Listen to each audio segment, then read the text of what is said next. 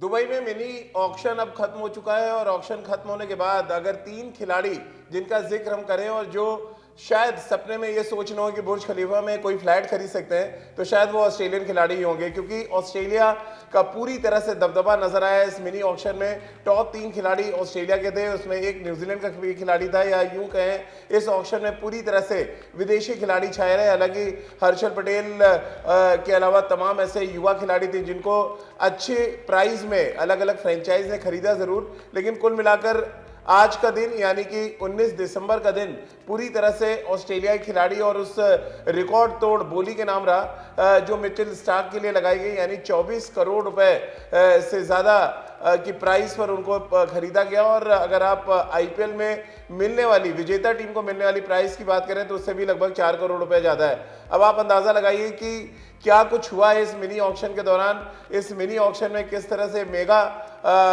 खिलाड़ियों को पैसे मिले, इन सभी मुद्दों पे बातचीत करेंगे, क्योंकि जय और ऋतिक लगातार पिछले 8 घंटे से आपको लगातार आईपीएल की खबरें पहुंचा रहे हैं और मैं इनका कवरेज देख रहा था। बहुत ही शानदार तरीके से उन्होंने एनालिसिस भी किया।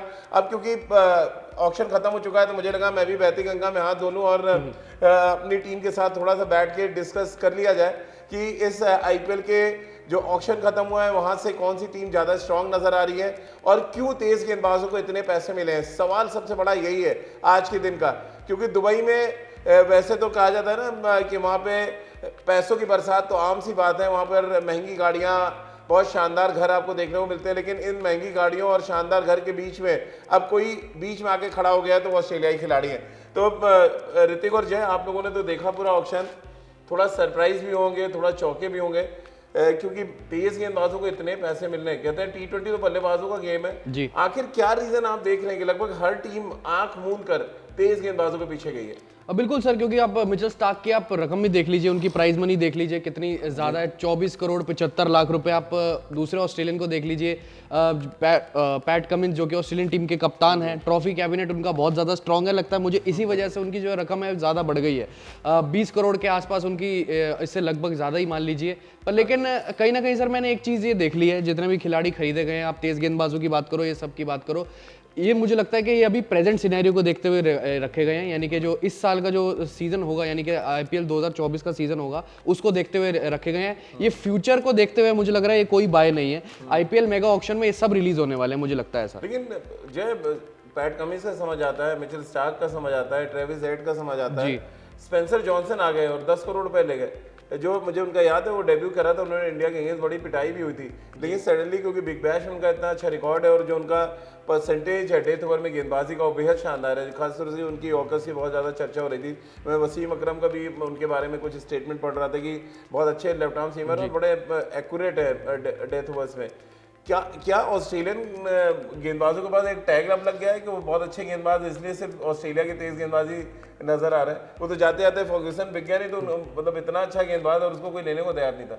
सर वही है, ऐसा लगता है इंपोर्टेड बाल की जो वैल्यू है हमेशा इंडियंस को ज्यादा रहती है तो हो सकता है उस वजह से, क्योंकि Spencer Johnson of course no doubt बहुत ही बेहतरीन गेंदबाज है, लेकिन ओवरऑल जो और गेंदबाज थे उनको, आपने जैसे लोकी फर्ग्यूसन का नाम लिया, वो अंडर वैल्यूड गए हैं इस बार। कार्तिक त्यागी या थोड़ा देसी विदेशी वाला सीन हो गया, मेरे को ऐसा लगता है कि यहाँ पे ना स्पेंसर जॉनसन को इतनी वैल्यू में खरीद लिया गया, 8 करोड़ 10 करोड़ के आसपास गए हैं वो भी। तो अब वो देखने वाली बात है कि वो क्या वैल्यू ऐड उतनी कर पाएंगे। और जैसा ऋतिक ने भी बोला कि 20 करोड़ 50 लाख में गए हैं पैट कमिंस और मिचेल स्टार्क 24 करोड़, मतलब हिस्ट्री आज क्रिएट हुई है, लेकिन क्या उतनी वैल्यू में आज तक किसी भी प्लेयर ने डिलीवर किया है जो भी इतने हाईएस्ट बिडिंग पे गए हैं, रिकॉर्ड्स बने हैं। बट ऐसा हिस्ट्री का है कि भाई परफॉर्मेंस उतनी आती नहीं है, बिकॉज वो परफॉर्मेंस प्रेशर आ जाता है, क्या आ जाता है वो देखने वाली बात है। बट इन सब प्लेयर्स को मैनेज करना, क्योंकि आपके पास इतने सारा बड़ा पूल ऑफ प्लेयर्स है, किस किस को आप प्लेइंग लेवल में रखोगे वो भी सिरदर्दी एक अलग होगी अपने आप में। लेकिन ओवरऑल अगर गेंदबाजों की बात करें तो ऐसा लग रहा है कि सर वर्ल्ड कप से लेके अभी भी वो फीवर उतरा नहीं है कि गेंदबाजों पे सभी का फोकस रहता है कि गेंदबाज आपको मैच जितवा कर देंगे। और शायद से ये अब समझ में आ रहा है सबको कि 10 के 10 विकेट्स निकालना बहुत इंपॉर्टेंट हो गया है टी20 क्रिकेट में भी, और इसलिए फोकस आता है कि विकेट टेकिंग गेंदबाज हों और डेथ बॉलिंग स्पेशलिस्ट और नई गेंद के साथ जो अच्छी गेंदबाजी कर ले उनका एक मिश्रण मिले तो बहुत बेहतर है, और 10 के 10 विकेट निकालने की तरफ ज्यादा फोकस करेगी टीम। लेकिन ऑस्ट्रेलिया के अलावा ऋतिक, इंडिया अगर हम पेस बॉलिंग फैक्ट्री की बात करें तो वहाँ से भी अच्छे प्रोडक्ट निकले और उन प्रोडक्ट्स को आपको लग रहा है रेट ठीक मिला। वो चाहे उमेश यादव, शिवम मावी की बात कर लें, कार्तिक त्यागी की बात कर लें, ये सभी यंगस्टर्स हैं और जो अच्छा करके आए। चेतन साकरिया भी वापस रैंकिंग में आ गए, उनको भी कोलकाता ने ले लिया। ओवरऑल इंडियन पेस बॉलर्स को जिस तरह से ट्रीटमेंट मिला, आपको लग रहा है उससे और बेटर हो सकता था? जितना पैसा हमने बाहर फेंका है अपने तेज गेंदबाजों पे ज़्यादा लगाया जा सकता था, या सेट जो प्लेयर्स का आता है वो कहीं ना कहीं बहुत काउंट करता है कि आपका नाम पहले आ गया तो आप भाग जाते हैं उस प्लेयर के पीछे, सडनली आपको पता नहीं होता कि नीचे कौन आने वाला है। बिल्कुल सर, इसमें सेट मेनली मुझे लगता है ज़्यादा मैटर करा है, क्योंकि पहले प्लेयर जो हैं ऊपर मार्की सेट वाले उनको ही चुन लिया गया, और साथ में जो आप बात करो चेतन सकारिया हो, चाहे आप जयदेव उनाडकट की भी बात कर लो, चाहे आप बाकी सब तेज गेंदबाजों की बात कर लो, चाहे उमेश यादव की बात करो, उनको गुजरात टाइटंस ले गई है। तो मुझे लगता है कि कुछ ऐसी फ्रेंचाइजी जैसे Gujarat Titans, Lucknow super giants हो गई, और साथ ही साथ दिल्ली कैपिटल्स की भी बात करें अगर हम, तो ये सब जो ऐसी फ्रेंचाइजीज हैं ये जो है अपना पूरा मुझे लगता है टेम्पलेट तैयार करती हैं कि इन हमारे इंडियन तेज गेंदबाजी उनके पूरे के पूरे खेमे में आएंगे, पूरे स्क्वाड में आ सकते हैं। पर लेकिन आप हम एक तरफ ये भी देखते हैं कि जैसे ऑस्ट्रेलियन जो तेज गेंदबाज है उनको ज़्यादा इंपॉर्टेंस मिल रही है, उनके ऊपर 24-24 करोड़ 20-20 करोड़ खर्च किए जा रहे हैं। तो मुझे लगता है कि टीमों के पास जो कहीं ना कहीं डिसएडवांटेज रहा है, जो पिछले कुछ सीजन में हमने देखा है कि डेथ बॉलिंग। आप अगर बात करें तो मुंबई इंडियंस जो है बाद में उन्होंने ज़रूर दांव खेला है जैसे तेज गेंदबाजों पे, बाद में जाकर जब सारे बिक चुके थे, फिर एंड में जब ऑक्शनियर ने बोला, जब एंड में जाकर जो भी खिलाड़ियों की बोली लग रही थी, तब जाकर मुंबई इंडियंस ने भी दांव खेला, और बहुत सी ऐसी टीमें थी उन्होंने दांव खेला। मुझे लगता है कि एक तो डेथ बॉलिंग बहुत जबरदस्त एक जो है डिसएडवांटेज पैदा कर रही थी बाकी टीमों में, इसी वजह से जो है टीम अपने मेन बॉलर के साथ कॉम्प्लीमेंट करने के लिए सर ऑस्ट्रेलियंस या तमाम जिन पर ज्यादा रकम दी गई है जिन तेज गेंदबाजों को, उनके सही हिसाब से गई है। मुझे दो प्लेयर्स के लिए बड़ी खुशी है, एक तो यश दयाल पे दोबारा से फ्रेंचाइजों ने भरोसा दिखाया, 5 करोड़ मिले उनको। बिल्कुल। दूसरा कार्तिक की बात करें, कार्तिक को भी देखिए जो यंगस्टर्स है उनको अगर आप जैसे शिवम मावी को बहुत अच्छे प्राइस में लखनऊ ने लिया 6 करोड़ के आसपास, वही मैं कह रहा हूँ कि तेज गेंदबाजों को जो पैसे मिले हैं वो वर्थ है कि इंडियन आप पेस बॉलर से दांव लगा रहे हैं, क्योंकि आप इनमें आप फ्यूचर देख सकते हैं, जो एक पूल हमें नजर आ रहा है। और यश दयाल के बारे में तो मैं सुन भी रहा था कि उनपे बहुत प्रॉमिस देख रहे हैं, इसलिए कि नई बॉल के साथ वो अच्छा डाल सकते हैं, इसलिए उनको लिया गया। आप कैसे देख रहे हैं जो यंगस्टर्स को, और ज्यादातर तेज गेंदबाज है, अलग अलग फ्रेंचाइजी में लिया है, ऐसा नहीं कि कोई प्रॉमिसिंग तेज गेंदबाज था और मिस कर दिया उनको? सर यश दयाल के वो जो रिंकू सिंह को 5 छक्के मारे लगे थे ना रिंकू सिंह से, मेरे को लगता है हर छक्के के पे 1 करोड़ रुपए मिला उनको इस बार उसके बदले में। और रिंकू सिंह जिन्होंने उनको 5 छक्के मारे थे वो 55 लाख में रिटेन्ड हुए थे इस टाइम पे केकेआर के लिए, तो एक स्टील डील मिली हुई है केकेआर को ऑलरेडी। और यहाँ पे यश दयाल की बात करें तो प्रॉमिस दिखाया कि हाँ आगे हम आप पे अभी भी बिलीव कर रहे हैं, और जीटी ने फिर भी मतलब बिड किया तब भी, उसके बाद बिड किया था, बिल्कुल बिड किया था कि हाँ शायद से वापस लेना चाह रहे थे, एक बार के लिए थॉट था, या फिर आपसे पर्स खाली करवा रहे थे दूसरी टीम का, वो भी एक टैक्टिक्स होती है काफी सारी सर। फिर लेकिन कार्तिक त्यागी को सर मेरे को ऐसा लगता है कि जीटी ने ना बहुत बड़ी स्टील डील में लिया है 60 लाख के अंदर। Sir last time Rajasthan Royals के पास थे 4 करोड़ के आसपास मेरे ख्याल से वो गए थे, और इस बार 60 लाख के अंदर। सर पता नहीं क्यों ऐसा हुआ है, जहां जो प्लेयर्स हम सोच रहे थे ऋतिक इस बार भी कि शायद से ये वाला प्लेयर थोड़ा महंगा जा सकता है, ये वाला महंगा जाता है, एकदम टोटली होता है ऑपोजिट ऑक्शन के टाइम पे। उस टाइम पे एट द मोमेंट क्या दिमाग में चल रहा होता है, जो भी फ्रेंचाइजीज बैठी होती है उनके ऑफिशियल्स के साथ, कोई नहीं जानता क्या बातें होती है वहां पर, कुछ समझ में नहीं आता। गौतम गंभीर ने केकेआर के लिए मतलब शुरुआत में कहीं भी बिड नहीं किया, बहुत लेट शुरू हुआ बिड, जब बॉलर्स की बारी आई वहां पे शिवम मावी के ऊपर, चेतन साकरिया के ऊपर बिड किया, 50 लाख में उनको लिया। एक्सपेक्टेशन थी कि और शायद ज्यादा बढ़ा जा सकता है। केकेआर जब जा रही थी मिचेल स्टार्क के पास, तब समझ में आया था कि हाँ केकेआर का जो फोकस है वो फास्ट बॉलर्स है, और वहाँ पे मिचेल स्टार्क को जब लिया था तब लगा कि चलो एक स्टार बॉलर आया, बट वहाँ पे आप कैसे लोगे, बट स्टिल एक अच्छी खासी ठीक ठाक टीम बना दी केकेआर ने भी। बट ओवरऑल कार्तिक त्यागी के ऊपर वापस आऊंगा मैं 60 लाख में। सर आपको और आपको दोनों से पूछूंगा कि आपको लगता नहीं थोड़ा अंडर वैल्यू रहेगा? अंडर वैल्यू रहेगा, वही मैं कह रहा हूँ ना, जब सेट ऑफ प्लेस आते हैं, मान लिया 3 फास्ट बॉलर्स बिक गए हैं उस समय, और चौथे पे नंबर आ रहा है, तो ऑलरेडी जो लेना चाह रहे लोग उनका पर्स खाली हो चुका होता है। तो फिर आपको ये देखना पड़ता है कि आप या तो फिर आप एक पर्टिकुलर गेंदबाज फोकस हो, जैसे ऑल आउट गए हैं। मैं एक बार फिर आपको पहले बता दूं जरा कि 5 जो सबसे महंगे खिलाड़ी ऑक्शन में बिके, मिचेल स्टार्क 24.75 करोड़ में, फिर पैट कमिंग्स 21.50 में, डैरल मिचेल की बात करें 14 करोड़, फिर हर्षल पटेल 11.75 करोड़ ये भी, और 11.5 करोड़ में अल्जारी जोसेफ जो वेस्ट इंडीज़ के तेज गेंदबाज है। यानी कि टॉप 5 जो प्लेयर्स रहे हैं इस ऑक्शन में, उनमें से 4 तेज गेंदबाज हैं जिनके बारे में हम जिक्र कर रहे थे। फिर इंडिया के जो टॉप प्लेयर्स रहे जिनको सबसे ज़्यादा पैसे मिले, हर्षल पटेल है उसमें, समीर रिजवी एक चौंकाने वाला नाम, यूपी के बैट्समैन है, शाहरुख खान ने सबको सरप्राइज किया, शिवम मावी और कुमार कुशाग्र। 2 प्लेयर्स पे बात करना, आप दोनों से मैं जानना चाहूँगा। कुमार कुशाग्र जो झारखंड से खेलते हैं, और झारखंड तो इन दिनों कहते हैं ना वो कीपर्स का एक वो बन गई है फैक्ट्री। महेंद्र सिंह धोनी के बाद ईशान किशन, अब कुशाग्र जो है, जब ईशान नहीं अवेलेबल होते तो खेलते हैं वहाँ से। फिर समीर रिजवी, बहुत ही टैलेंटेड दो क्रिकेटर्स और बहुत अच्छे प्राइस मिली है। एक को 8 करोड़ में 8 करोड़ 40 लाख मिले हैं समीर रिजवी को, और 7 करोड़ 20 लाख मिले हैं कुमार कुशाग्र को। अब बिल्कुल सर, समीर रिजवी की हम पर्टिकुलरली बात करें तो मुझे लगता है बिल्कुल जस्टिफाइड 8 करोड़ 40 लाख, क्योंकि हमने देखा था यूपी T20 लीग चल रही थी और मजे की बात है महेंद्र सिंह धोनी ने खरीदा है। महेंद्र सिंह धोनी ने खरीदा है, और उनका अगर चेन्नई सुपर जी किंग ने।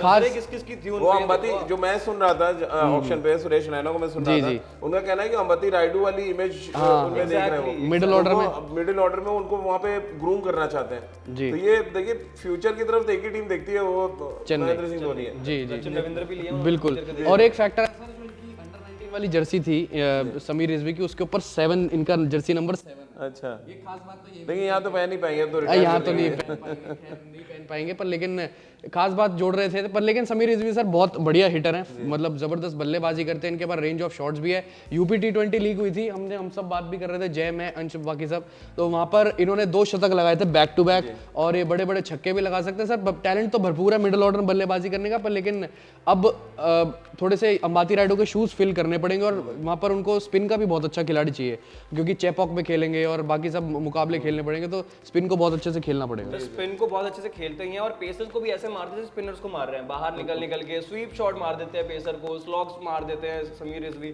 हमने उनकी वीडियोस मैंने बहुत देखी है, मैं बहुत अच्छे से फॉलो करता हूँ, मैं जानता भी हूँ, तो मैं बहुत खुश हुआ था। लेकिन एक चीज़ और मैं आपको बताता हूँ कि यहाँ 2023 के जो ऑक्शन में समीर रिजवी का 3 बार नाम लिया गया था ऑक्शनियर की तरफ से, किसी ने भी बिड नहीं किया था, वो अनसोल्ड गए थे, और इस साल highest uncapped player, highest paid uncapped player बने हैं समीर रिजवी। तो एक साल कहते हैं ना, ऊपर वाले जब देता है छप्पर फाड़ के देता है, और एक साल में आपको क्या से क्या हो सकता है, आपके साथ क्या क्या हो सकता है, क्या सक्सेस दिखा सकता है, वो आपको नहीं पता, बस आपकी परफॉर्मेंस मैटर करती है।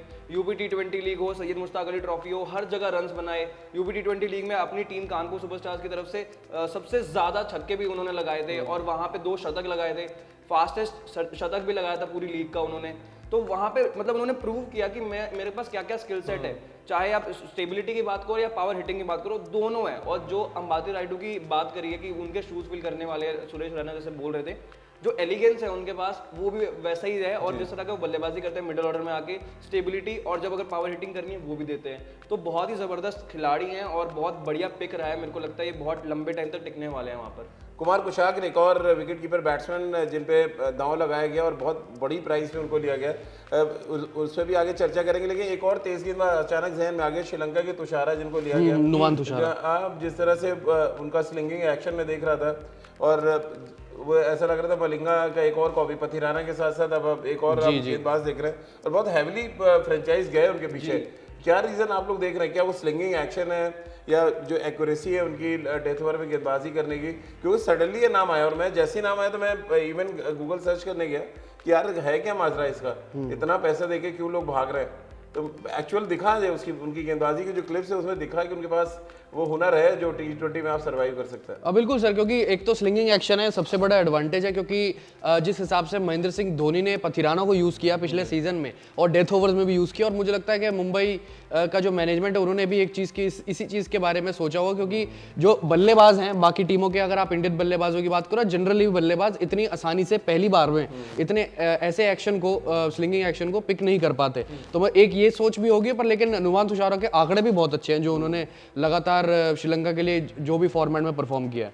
चलिए, अब क्योंकि ऑक्शन तो खत्म हो चुका है, ऑक्शन के बाद आप बताएंगे और आप भी बताएंगे कि टॉप 3 टीमें कौन सी लग रही है, मतलब 1 2 3 रेट करेंगे आपकी, सबसे अच्छा बैलेंस किसका लग रहा है?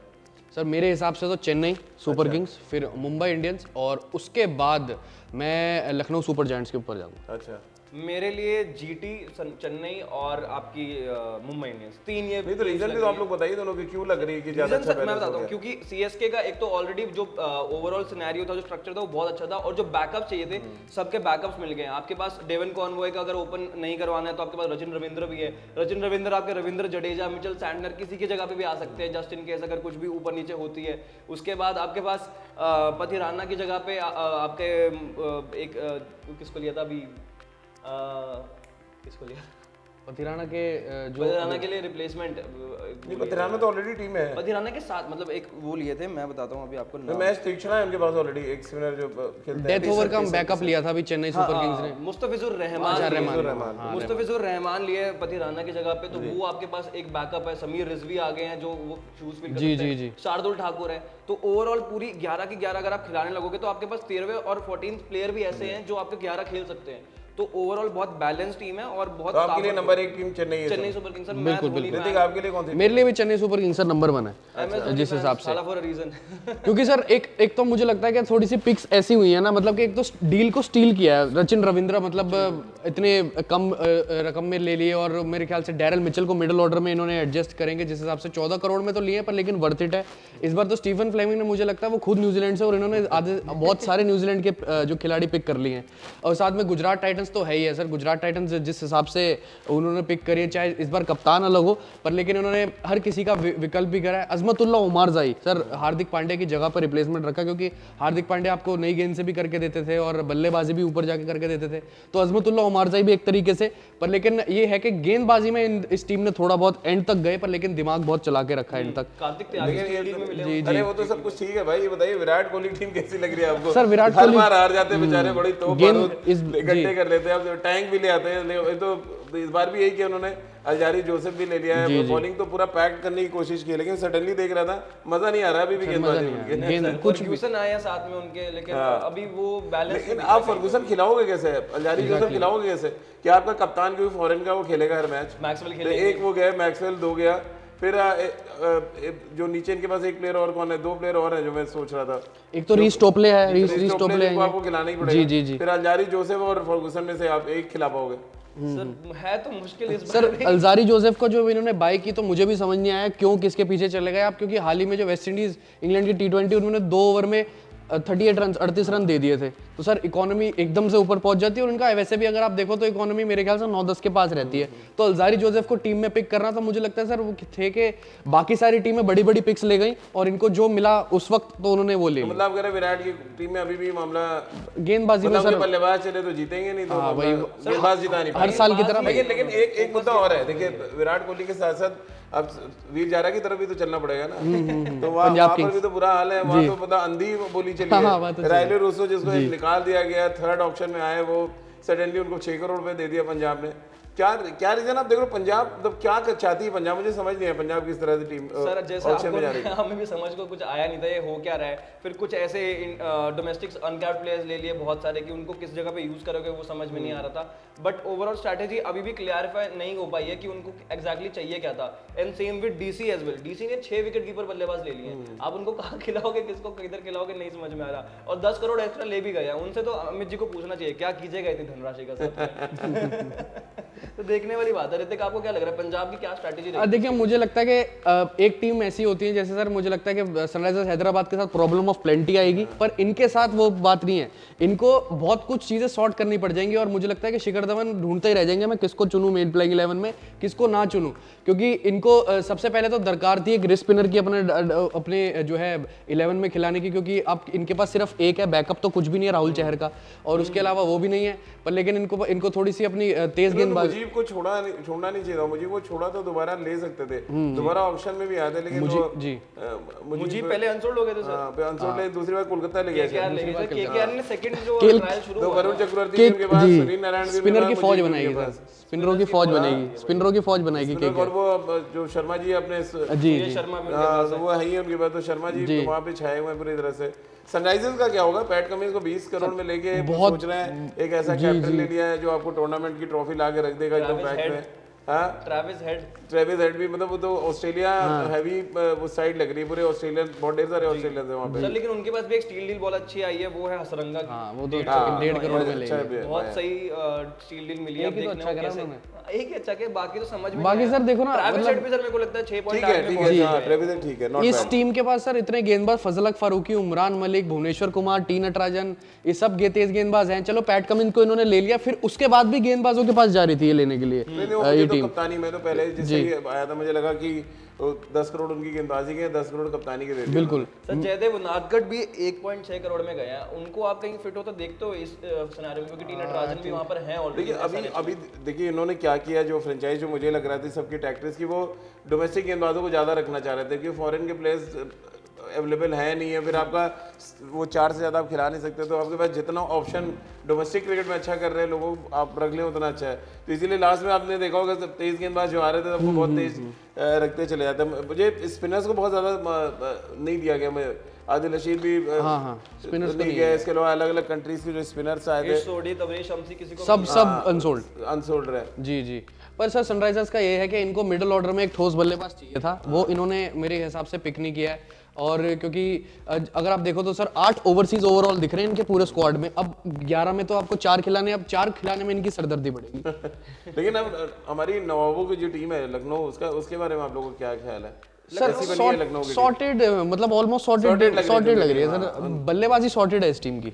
सर एस्टन टर्नर ले लिया उन्होंने, वो भी आए हैं तो अच्छा पाए हैं, लेकिन मेरे को क्योंकि देखिए कभी कभी ऐसे बैट्समैन है जो बहुत ही एक आध इनिंग्स इनकी देखी हमने इंडिया के खिलाफ, बहुत ही धुआंधार खेलते हैं। तो लास्ट टाइम में अगर एस्टन टर्नर को लिया है, खिलाना अलग बात है, बट बैकअप ले लिया लखनऊ ने अपना कि हम सर्टेन नंबर पे एक हमारे पास ऐसा बैट्समैन है जो 200 के स्ट्राइक रेट पे रन बना सकता है। तो फिर शिवम मावी आ गया साथ में 6 करोड़, 6 करोड़, 6.4 करोड़ में। अब वो जो पेस अटैक है ना और ज्यादा कंप्लीट लग रहा है। पहले थोड़ा बहुत आपको कहीं ना कहीं एक्सपेक्टेशन रहती थी कि यार शायद मार्कवुड के साथ कौन साथ देगा उनका।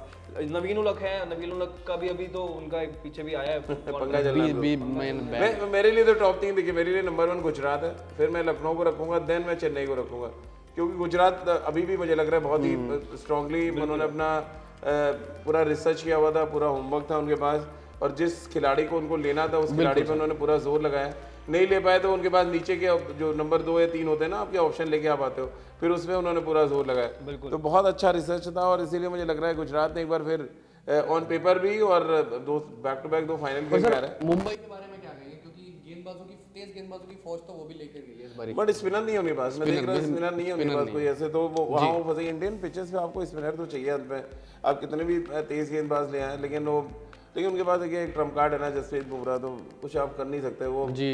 और इस बार तो पूरा सीजन वो खेलेंगे भी, तो अलग लेकिन अब हार्दिक पांड्या कप्तानी है, और हार्दिक पांड्या कैसे टीम को लेके चलते हैं, मे बी उनका सजेशन हो कि इतने तेज गेंदबाज आप रखो, हम all out pace bowling attack के साथ जाएंगे इस बार आईपीएल में। सर एक चीज और नोट की आपने, अगर मुंबई इंडियंस के पास श्रेयस गोपाल उन्होंने लिए हैं, पीयूष चावला है, कुमार कार्तिक है, तीनों रेस्ट स्पिनर्स हैं, कोई भी Kumar Kartik left arm spinner, left arm Kumar Orthodox, Kumar Kartik Orthodox है, पीयूष चावला है उनके पास, पीयूष चावला है, हाँ श्रेयस गोपाल एक स्पिनर आ गए तो श्रेयस, पर ठीक है सर, फिर भी इनएक्सपीरियंस नजर आएगा, क्योंकि एक पीयूष चावला एक्सपीरियंस है पर साथ में कोई है नहीं, इन्होंने ऋतिक शौकीन को रिलीज किया था, मोहम्मद नबी को लिया साथ में, मोहम्मद नबी सर सरप्राइजिंग नहीं लगा मोहम्मद नबी की एज फैक्टर भी है अब तो, और चलो ठीक है वर्ल्ड कप में आपने थोड़ा अच्छी गेंदबाजी की है ऑफ स्पिन में, लेकिन आपको लगता है कि अभी भी वो एक अच्छा बाय हो सकते हैं 1.5 करोड़ के लिए? देखिए वो लंबी हिट भी मारते हैं और साथ में अच्छी ऑफ स्पिन करते हैं, उनके पास ऑफ स्पिनर है ही नहीं कोई पूरी टीम में पहले, तो एक बड़ी प्रॉब्लम है आपके पास, तो मतलब आपको सर्टेनली आप अगर आप देखोगे सामने वाला 2-3 लेफ्ट हैंडर खिला रहा है, तो अब आप ढूंढना शुरू करते हो स्क्वाड में कि है नहीं कि ऑफ स्पिनर आपके पास, वो मिसिंग था। मुझे लग रहा है इस वजह से उन्होंने कवर अप करने के लिए ले लिया बेसिकली, कोई और रीजन नहीं है। 38 साल के मोहम्मद नबी को आप टीम में लेके आए। एग्जैक्टली सर, एक नमन धीर इन्होंने लिए हैं, हरियाणा के प्लेयर है, वो अंबाला से आते हैं, और एक इन्होंने साथ में लिया है अंशुल खम्बोज को, वो मेरे शहर पानीपत के पास करनाल है डिस्ट्रिक्ट, उसके वहां से आते हैं। तो हरियाणा के अच्छे प्लेयर्स आए हैं इस बार, हरियाणा के प्लेयर्स भी काफी सारे, हरियाणा चैंपियन है विजय हजारे में, तो चैंपियन बनी है, तो नजर ही नहीं हरियाणा के players. Man of the tournament जो थे वो भी टीम किसी टीम में गए, मुझे नाम नहीं आता रहा उनका, सुमित क्या नाम है, सुमित कुमार शायद से कुछ ऐसे ही। तो कुल मिलाकर चलिए ऑक्शन का लबोलबाब यही निकला है कि ऑस्ट्रेलिया के जो खिलाड़ी है पूरी तरह छाए रहे, भारतीय तेज गेंदबाजों को भी अच्छा पैसा मिले, लेकिन टीमों को जो बैलेंस आप देखेंगे तो शायद थोड़ा सा 2-3 टीमें अभी भी हैं जो घर जाकर सोचेंगी यार सही खिलाड़ियों पे हमने दांव नहीं लगाया, शायद टीम का बैलेंस और बेहतर हो सकता है, क्योंकि जब आप ऑक्शन में बैठते हैं इतने ढेर सारे पेपर्स आपके सामने होते हैं, आपको कभी कभी समझ नहीं आता कि आप किस खिलाड़ी के पीछे जा रहे हैं। मसलन मिचेल स्टार्क को 24.75 करोड़ देना अभी भी मेरे गले के नीचे नहीं उतर रहा है, और मिचेल स्टार्क तो आराम से सो जाएंगे, शायद हम सब नहीं सो पाएंगे क्योंकि इतने पैसे लेके हमारे देश से वो जा रहे हैं, और ऑस्ट्रेलिया ही कम से कम मुझे लग रहा है 100 करोड़ के आसपास तो ले गया होगा इस बार के ऑक्शन में।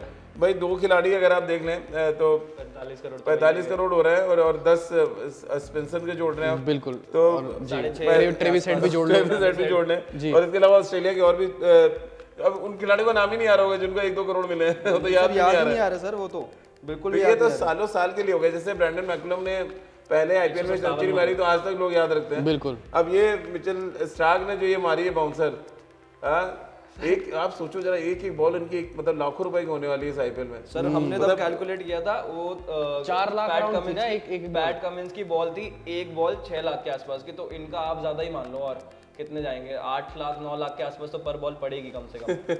तो लोगों के सीटीसी नहीं होते इतने। तो ये मिनी ऑक्शन का हाल है, सोचिए मेगा ऑक्शन होता तो क्या कुछ होता। बहरहाल एक नए मुद्दे पे कल हम लोग बातचीत करेंगे और ये मुद्दा बिल्कुल हिंदुस्तान के फैंस को बहुत पसंद आएगा, क्योंकि जब हम ऑस्ट्रेलियाई खिलाड़ियों को इतने पैसे देते हैं ना तो फिर दिल से एक टीस तो निकलती है कि हमारे खिलाड़ी क्या बुरे हैं, हमारे खिलाड़ियों को क्यों नहीं ज़्यादा पैसे मिलते, और जबकि हमारे खिलाड़ियों का जो कद है, जो ब्रांड वैल्यू है, शायद उनसे बहुत बेहतर है। तो आज की हमारी इस खास चर्चा में फिलहाल इतना ही।